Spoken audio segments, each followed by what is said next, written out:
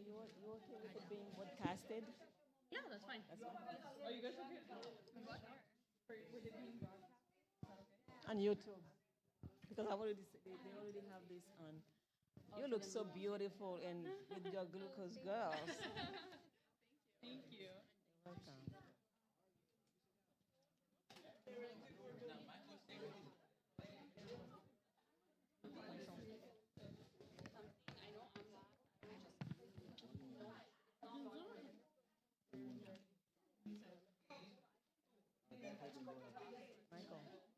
Michael, you going to broadcast it online? On YouTube? Michael. You ready?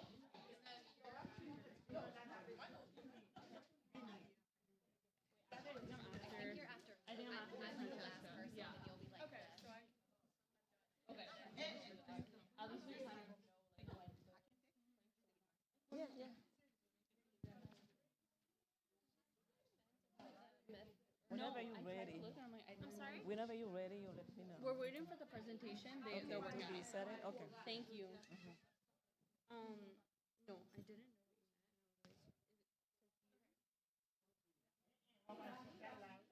Hello. I'm working.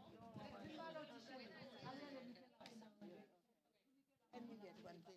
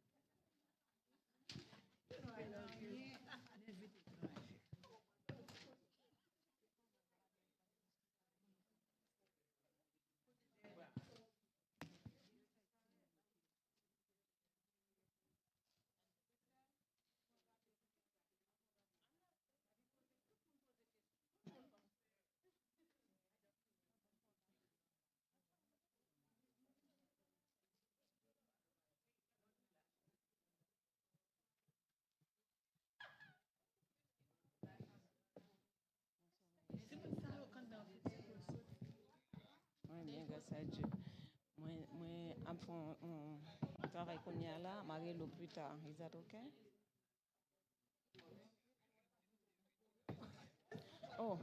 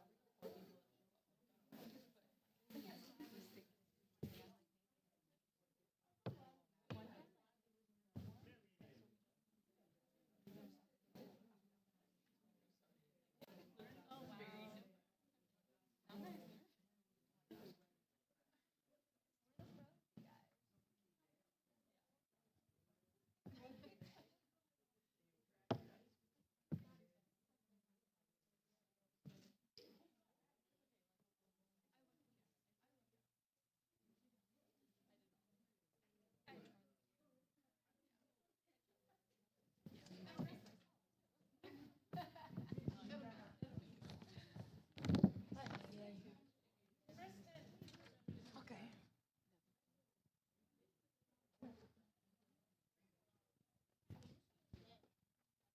Why can't you Still not ready? save it? So convert it to a PowerPoint. Where's the other one? Oh, that's Give Michael. us one second. Okay. We can start introducing. Okay. All right.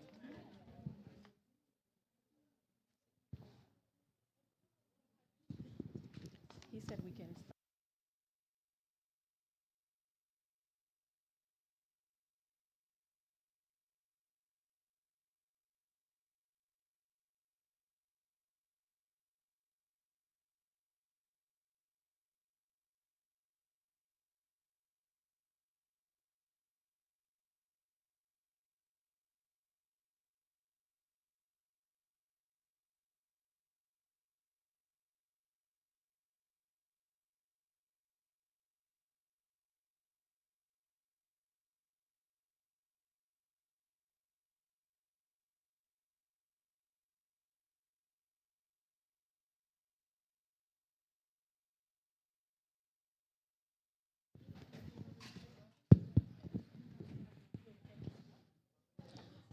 Some of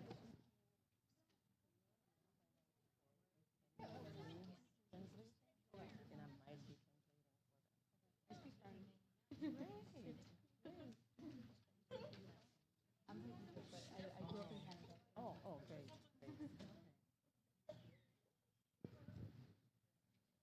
Good afternoon, everyone. I would like to thank everyone for being here to participate in this presentation. First of all, I welcome all these beautiful ladies from Nova Southeastern University.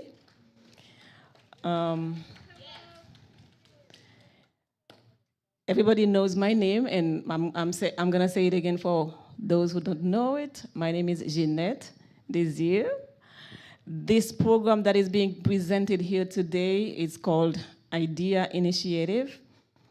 They're going to tell you much more about it, but I've been a part of it for the past 2 years at Nova, and it's been great in terms of educating the population about diabetes management and prevention. So it's a pleasure for the school and myself to be able to bring this program here to you so you can benefit from it. If there is anyone who needs translation from English to Creole, please let me know so I can help with that. Est-ce qu'il y a quelqu'un qui a besoin de traduction? Si pas quelqu'un qui a besoin de traduction, merci bon Dieu, nous allons avancer là, c'est plus vite.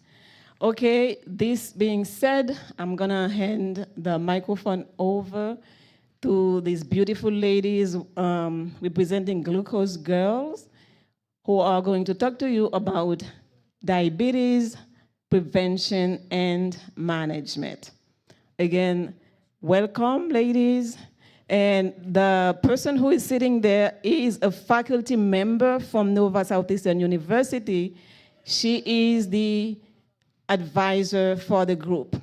So please, I'm gonna ask that you please clap your hand welcoming them. Thank you.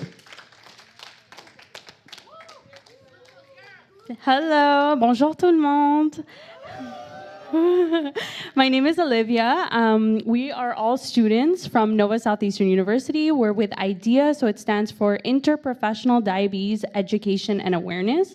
As you all know, diabetes is a big problem in our country, so we're here to tackle it early, talk about prevention and management. So I'll have my team introduce ourselves. Hi everyone, I'm Yashvi and I'll be speaking on psychology and how we can use mindfulness related to diabetes and awareness. Hi everyone, my name is Cheryl and I'll be talking to you about the symptoms that you should be aware of with diabetes and also the complications. Hi everyone, I'm Madison. I'm a physical therapy student at Nova, and I'll be talking to you about nutritional guidelines and also tips to read a nutrition label. Hello everybody, my name is Francesca. I'm a part of the nutrition program at Nova and I'm going to be helping you understand how to better manage diabetes and prevent diabetes through nutrition.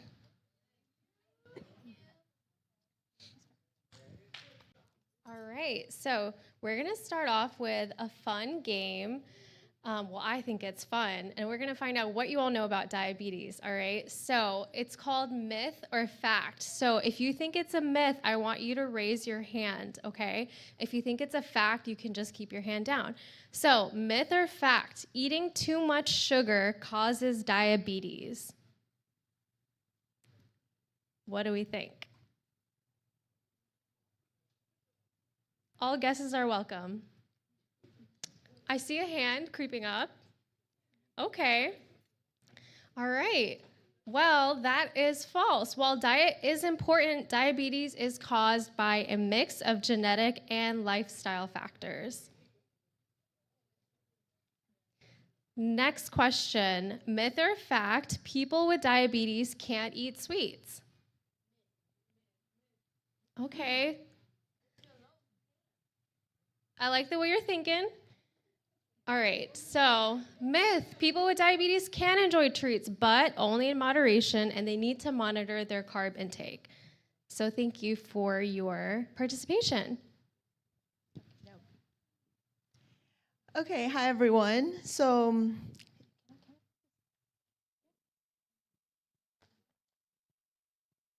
okay. Also, we have a presentation for you, but it's pending, so we're just gonna start the conversation while we're waiting.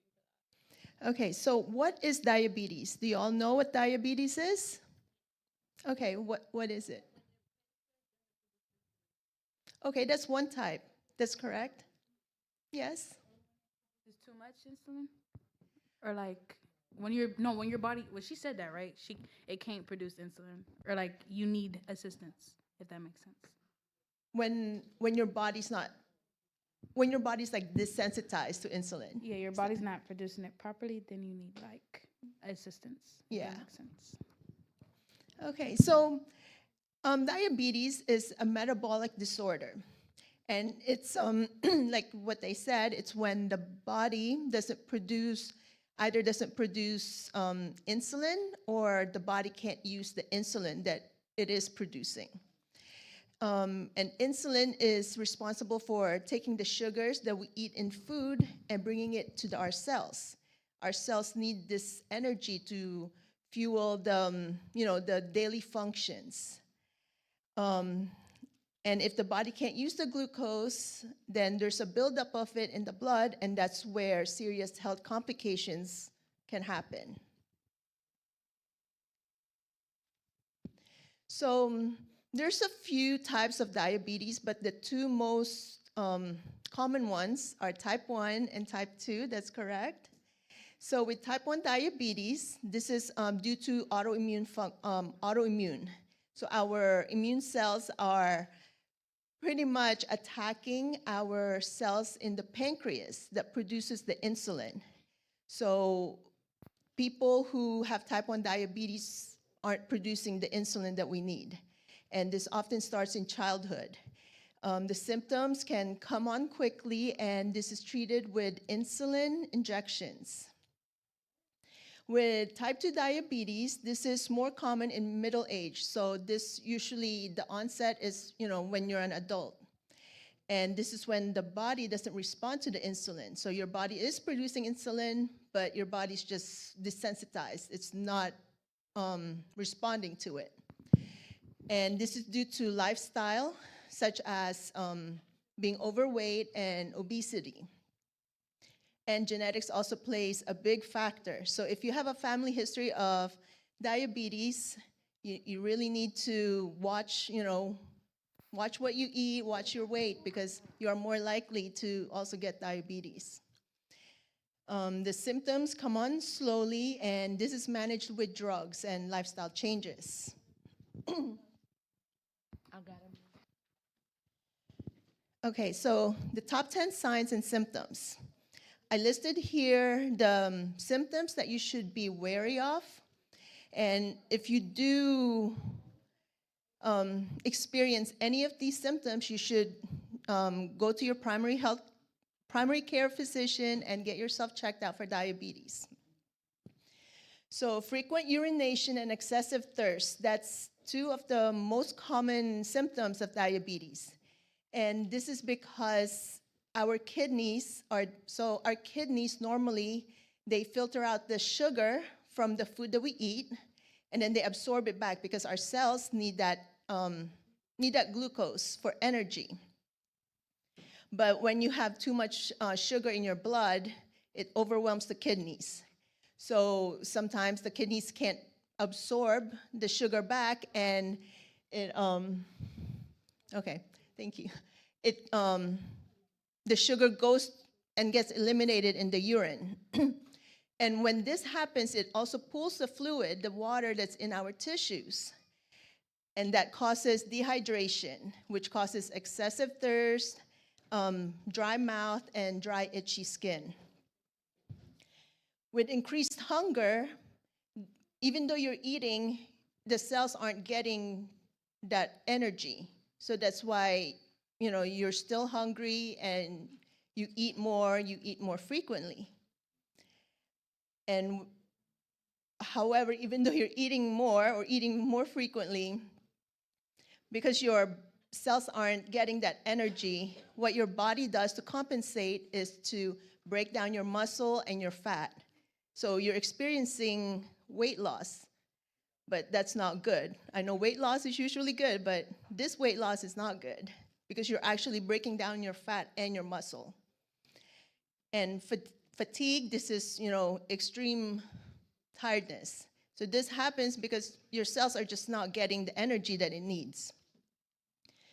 Blurred vision is also a symptom to watch out for. And this happens when the fluid is pulled out. So when the sugar is excreted through the urine, it pulls out the fluid from our tissues along with it. And when that happens, it also pulls out the fluid from the lenses in our eyes. And that affects the way we focus, hence the blurred vision. You may also experience slow healing sores because it's affecting the circulation in our body. And that affects our body's natural way of healing itself. Another symptom is tingling and numbness in the extremities, like in your hands and your feet. And that's because diabetes or excess blood sugar can damage your nerves. And so that's why you will feel some tingling and numbness and sometimes loss of sensation. And lastly, for the females, you may experience frequent yeast infection. So yeast loves sugar. They thrive in sugar. And when you have excess sugar in your blood, that's a perfect environment for the yeast to thrive in. So you will experience frequent yeast infection.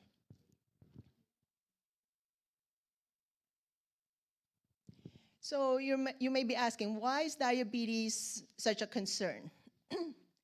Well, diabetes is a very dangerous disease because it affects the small and the large blood vessels in our body, as well as the nerves. And this can lead to really bad complications in our, health complications. So for one of them, it's an increased risk in heart disease and stroke because it's damaging those blood vessels that lead to our heart and to our brain. It also causes vision loss. So the retina is a part of your eye that is responsible for your sight, and it has blood vessels to for like the nutrients. And so it affects those blood vessels, and that causes vision loss and sometimes even blindness. And it also increases your risk for cataracts and glaucoma. And as I mentioned before, there's, it damages your nerves. So for some people, you lose sensation in your hands and in your feet. And it can sometimes even lead to amputation of your feet, which I put here, foot problems. So it's really important to manage your blood sugar. And lastly, kidney damage. So our kidneys have these blood vessels, these small blood vessels, and it can damage those blood vessels, and it can decrease your kidney function, or you may even just lose kidney function, and you would need kidney transplant or dialysis. And so this is why it's really important to, to maintain healthy weight and eat healthy and practice some mindful eating, which Yash V is now going to talk to you about. All right. So, does anybody know what mindful eating or being mindful is? Okay. It's all right. That's why we're here. So, when I say be mindful when you're eating, that means I want you to use all 5 of your senses. So, that means look at what's on your plate, all the colors, the ingredients you're seeing, the different vegetables, the meats, the proteins. Also use your sense of smell. So notice the different aromas and scents of the food that's in front of you. And then look at the textures, touch the textures, or when you're taking a bite, feel those textures inside of your mouth. Which sense am I at now? All right, so I did sight. Taste, focus on the taste as well. And then I also want you to take some time to see when you're taking a chew inside of your mouth, is it really crunchy? Is it really crackling in your mouth when you're taking a bite? And I know all of this sounds really silly and you're like, why am I gonna do this when I'm eating my food? The reason why I'm asking you to do this is because when you stop to use those senses to really notice what you're eating, you're going to show gratitude for your food. Think about where your food came from, where it was grown, or what that means in terms of nourishment when it's going inside of you. I also want you to focus on taking small bites, because when we're doing that, we're delaying the time it takes for those food signals and those hunger signals to get to our brain, and then we get full faster. Because I want you all to focus on eating until you're about 80% full. That's what's recommended, so we're not going to be focusing on overeating. There's also 2 specific types of hunger I would like you to pay attention to. So there's one type of hunger called the physical symptoms of hunger that you might feel. And that's really when your body's telling you, I have to eat because I'm hungry, I gotta get to work, I gotta work out, I gotta go to school, I gotta do all these things. So that's really nourishing your body because you need it. And then there's emotional eating. And I know you might have heard about emotional eating. So can anybody tell me what that might be? Any wild guesses of what emotional eating means?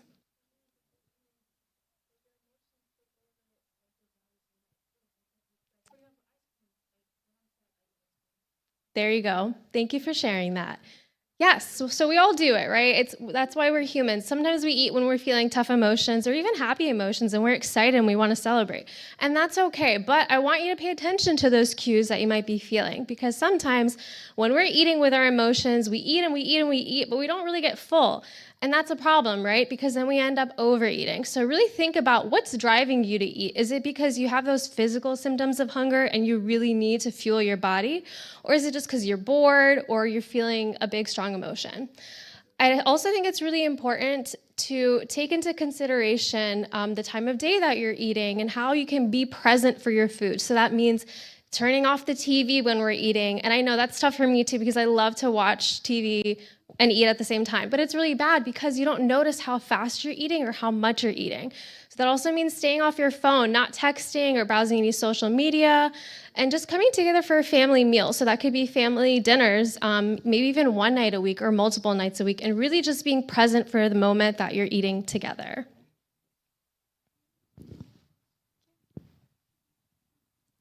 All right, so you guys might be wondering why all of this matters, what Yashvi was talking about. So there are specific nutritional guidelines that are recommended that people follow both with diabetes and without diabetes. So the daily calorie intake that is recommended for men is 2,500 calories, and for women it's 2,000 calories. So people with diabetes should stay in the calorie range by eating healthy carbohydrates, fiber-rich foods, and good fats.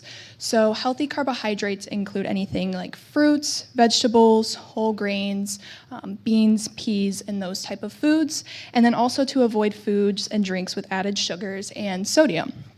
And then the daily sugar intake that is recommended men is about 36 grams of sugar and women 25 grams of sugar per day.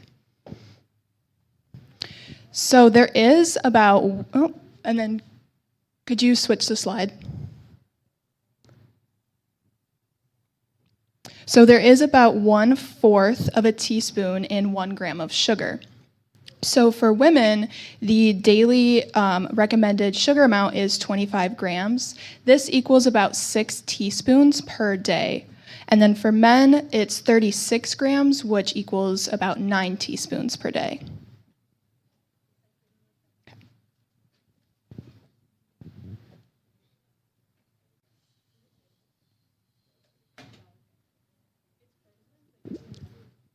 All right, so we'll continue without the slides.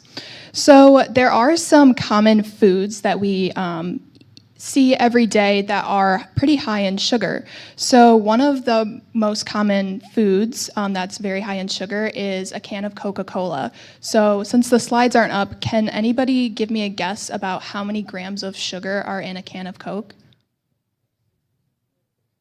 Yeah, that's a good guess. It's pretty high. Are there any other guesses? 100? Yeah, that's a good guess too. So it is a little bit lower than that. It's about 39 grams of sugar in 1 can of Coke, which is still pretty high, especially considering the fact that that pretty much meets your daily recommended sugar intake. And so with the teaspoon conversion, does anybody have a guesstimate about how many teaspoons this would be in 1 can of Coke? You guys can guess, and we're gonna pour it into this cup to see a visual representation of how much sugar is it. So who wants to guess how many teaspoons of sugar in a can of Coke? A regular can of Coke. Any? I heard 4. Let's 4. do 4. This is 4. Higher or lower? Higher. Yeah. 10? Yeah, it is about 10 teaspoons. So we're going to measure it out so you can see what it looks like.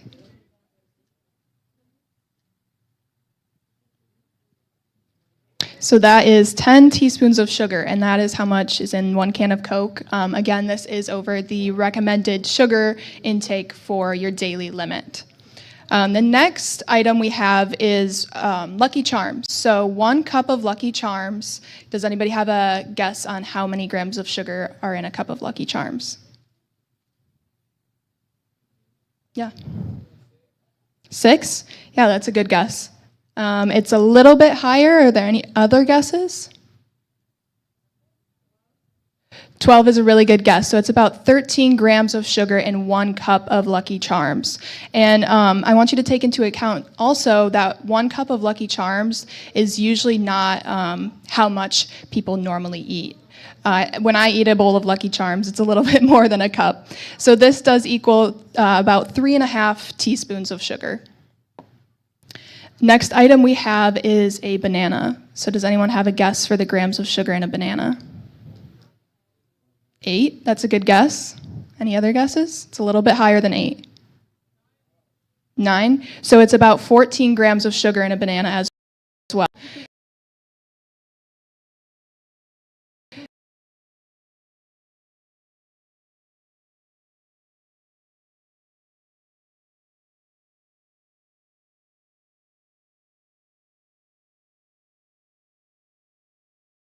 Saying keep in mind what type of foods you're consuming. So if you do have something like a banana, a cup of Lucky Charms, maybe limit your sugars for the rest of the day. So, and then our last item is a Krispy Kreme donut. So does anyone have a guess? 30? It's a little bit lower than 30. 28. So it is 10 grams of sugar, which is lower than a can of Coke. So this does equal 2.5 teaspoons, and this is for a regular glazed donut.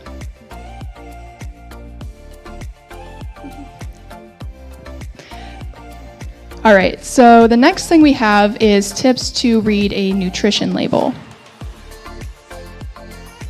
I don't think that the slide is up, but if you look in the pamphlet, there is a picture like the one on the slides, so you can follow along there. Oh, perfect. So some top tips that we have are, firstly, to pay attention to serving size. So this picture that you're looking at is just an example of a nutrition label. So on the top in the blue, you have your serving size. This for this example, the serving size is about 1 cup. And keep in mind the smaller number at the top. So it's saying that there are 4 servings per container. So everything listed beneath the serving sizes in blue is pertaining to that 1 serving size, so 1 cup. Next tip we have is to look at the sugars per serving size, and then specifically look at the added sugars, because these are the ones we want to avoid, especially to stay in that daily sugar intake. So for this, you can see it's about in the middle of the label. If you look at the total carbohydrates in bold, it's right underneath that. For this specific example, there's 6 grams of total sugar, and then there's 0 added sugars. But for other, labels like a can of Coke, there may be more added sugars. The next tip we have is the calories per serving are located at the top of the label. So again, you want to stay in that calorie range for both men and women per day. And the calories for this specific label are 280. And again, this is for the specific serving size. So if you were to consume, if this was a box of, let's say, crackers, if you were to consume the whole box, you would multiply that by 4 servings. Are there any questions for the nutrition label?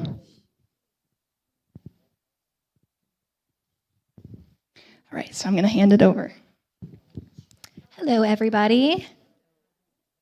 All right, so as we can see up here, I've got a picture of what the ideal balanced diabetic friendly plate would look like.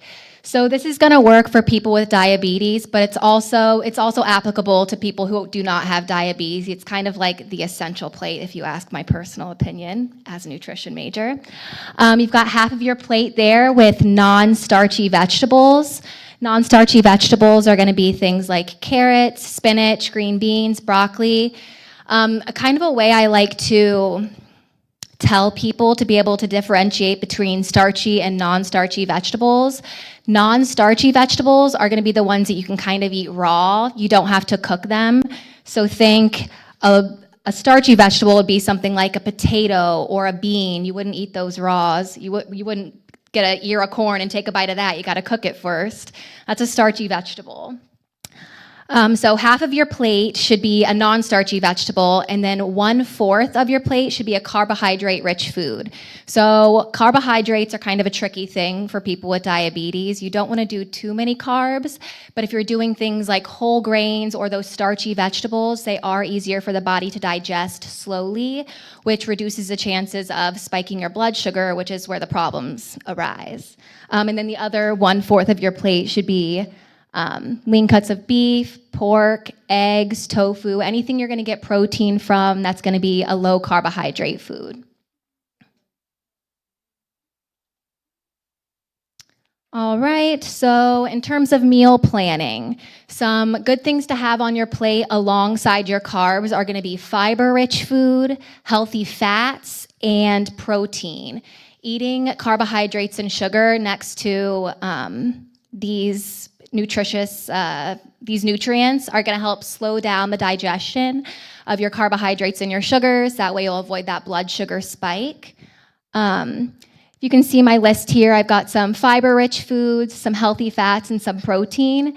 There are some things that are like interchangeable in all of those categories. For example, I've got avocado in the high-fiber food, but it's also in the healthy fats. I've got beans in the protein section here, but it's also a high fiber food. So just by including like some beans or some avocado or leafy greens, you're gonna get your intake for the fiber, the healthy fats, and the protein. All right, carb control, scary words, but not that scary. Carb control is gonna look like